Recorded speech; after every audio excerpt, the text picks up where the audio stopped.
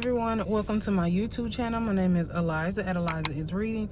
If you're new here, welcome. If not, welcome back. So today we're going to be doing a car vlog in the car, and today I'm going to be talking about 3 different genres and 1 trope for each genre that are actually my favorite. Now y'all know that I absolutely love thrillers, and this year I've been reading a lot of romance and historical fiction. So I'm choosing 1 trope that I really love for each of those genres. So when we're talking about thrillers, I absolutely love that fatal attraction obsessive ex trope, because I love when I read books about exes who are obsessed with their spouses and their behavior becomes really dangerous and very unhinged, and I absolutely love that particular trope. And one book that actually does an amazing job with that particular trope is called Exes by Brandon Massey. Now Brandon Massey is actually new to me.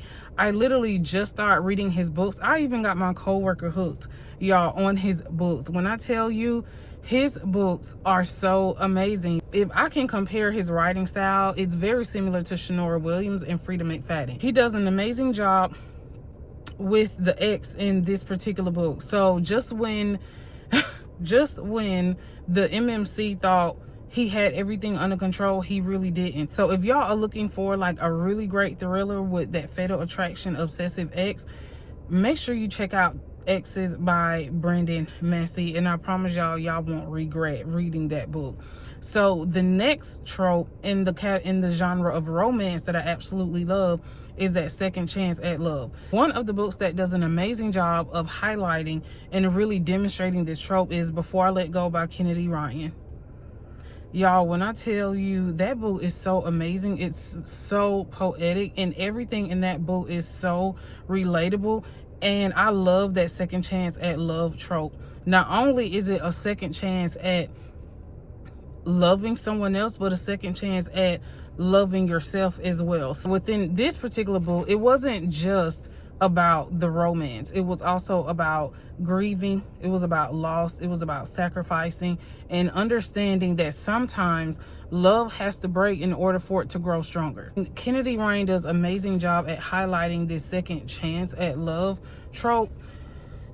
Y'all, I'm still speechless. It's almost like I read the book yesterday, because that's how much that it lingers in my mind. And when I say that trope is so relatable, because it happens to a lot of people.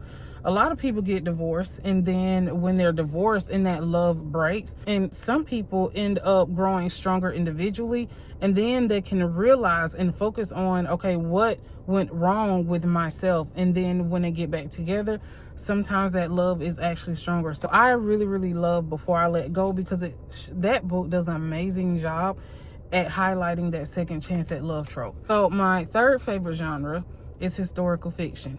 And the reason that has become one of my favorite genres as well is because I have literally fallen in love with James Baldwin this year. Although I've known of James Baldwin, I never had read any of his literature until this year. And when I tell you, I have fallen in love with his writing style, his character development, his stories and experiences really comes to life when you read his books. And when you read his books, you literally have to sit down. You cannot read his books fast at all. And I mean, if you read his books fast, that's okay too. But when you read his books, you really have to read his books with an open mind. And you really have to be culturally competent in order to read his books, because his books, even though they're in a historical fiction context, his books are very heavy.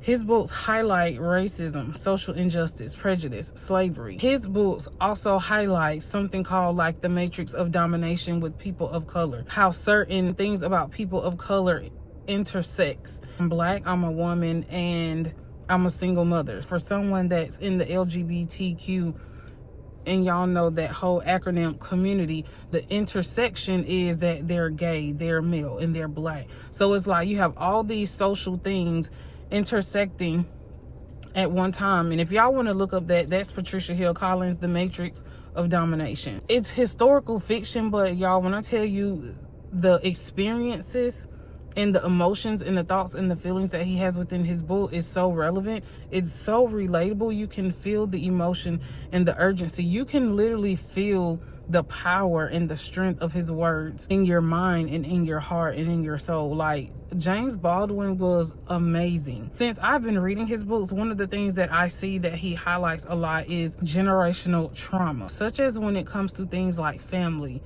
religion, sexuality. I mean, he literally highlights so many social issues and experiences that creates trauma within his books that it's literally just, it's overwhelmingly amazing.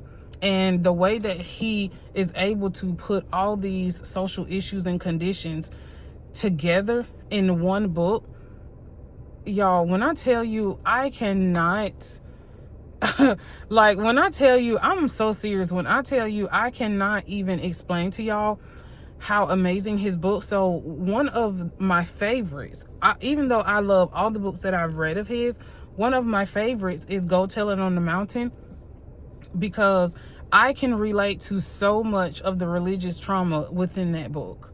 Like, I saw it growing up. Everything he described that goes on in Black churches was spot on.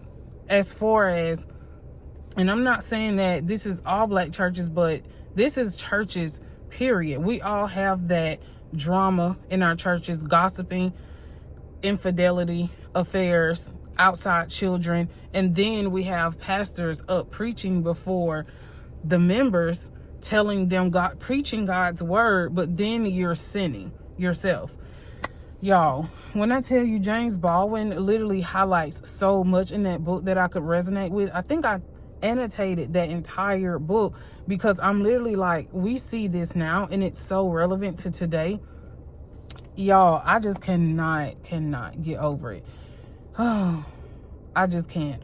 But and I know it's like I'm being like so emotional right now, but when I tell you, if you've never read a James Baldwin book, I really recommend that you pick up Go Tell It on the Mountain. I think that is a first grade read for someone who wants to read James Baldwin. I recommend Go Tell It on the Mountain first, and then hit some of his other literature, because all his literature is heavy. It's going to hit you where it hurts. And one thing about his books, if you're not a person of color, you have to be receptive and open to his experiences, you know. But anyway, so that is the video for today. It is relatively short, but let me know in the comments, what are your favorite tropes? What is your favorite genre? Y'all already know what to do. Put a book emoji in the comments. Until next time, thanks for watching, y'all. Bye.